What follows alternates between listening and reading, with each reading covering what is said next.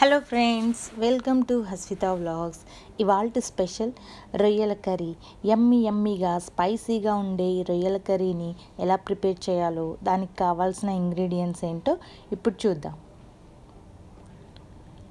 ముందుగా నేను ఇక్కడ 1/2 kg రొయ్యలు తీసుకున్నాను. వీటిని పొట్టు తీసి శుభ్రంగా కడిగి పక్కన పెట్టుకోవాలి. అలా పక్కన పెట్టుకున్న రొయ్యల్ని ఒక్కొక్క రొయ్య తీసుకొని వాటి పై భాగాన మధ్యలో ఇలా కట్ చేసుకోండి. అలా కట్ చేసుకున్నప్పుడు ఒక బ్లాక్ కలర్ వెయిన్ కనబడుతుంది. అదంతా కూడా మట్టితో నిండి ఉంటుంది.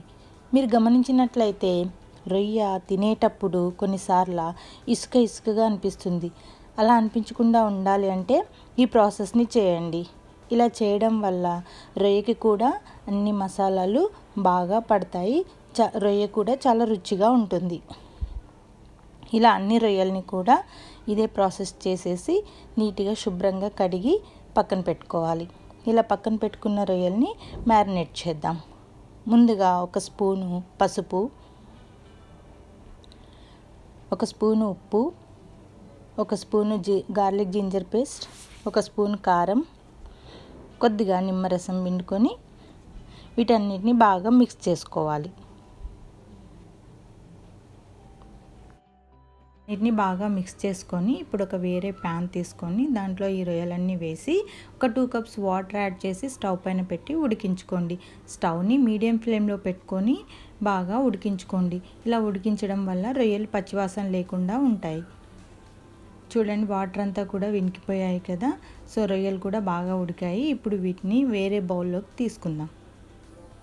ఏదైనా ఎక్స్ట్రా వాటర్ ఉంటే పడేసేయండి. ఇప్పుడు స్టవ్ పైన ప్యాన్ పెట్టుకొని దాంట్లో తగినంత ఆయిల్ వేసి ఆయిల్ వేడయ్యాక సన్నగా కట్ చేసుకున్న ఉల్లిపాయ ముక్కలు, సన్నగా కట్ చేసుకున్న పచ్చిమిర్చి ముక్కలు, 1 స్పూను జింజర్ గార్లిక్ పేస్ట్, అలాగే 1 స్పూను పసుపు, కొద్దిగా సాల్ట్ వేసుకొని ఇప్పుడు ముందుగా ఉడికించి పెట్టుకున్న రొయ్యలు ఉన్నాయి కదా, వాటన్నిటిని దీంట్లో వేసుకోండి.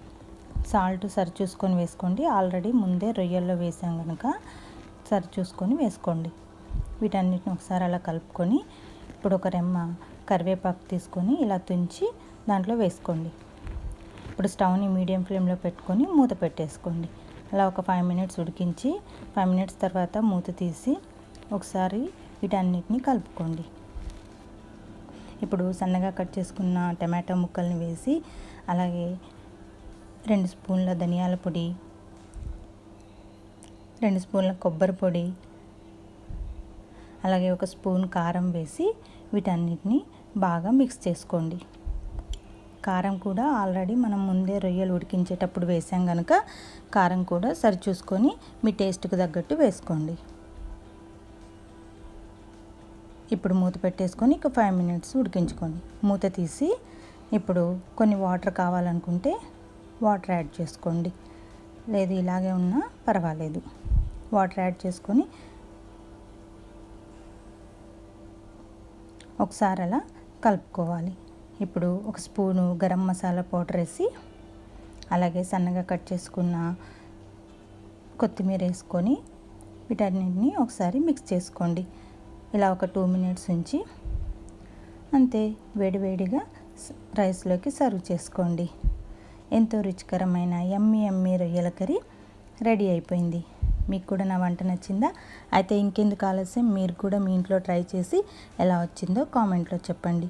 మీరు కనుక నా ఛానల్ని ఫస్ట్ టైం చూస్తున్నట్లయితే లైక్ చేయండి, షేర్ చేయండి, సబ్స్క్రైబ్ చేయండి. Thanks for watching.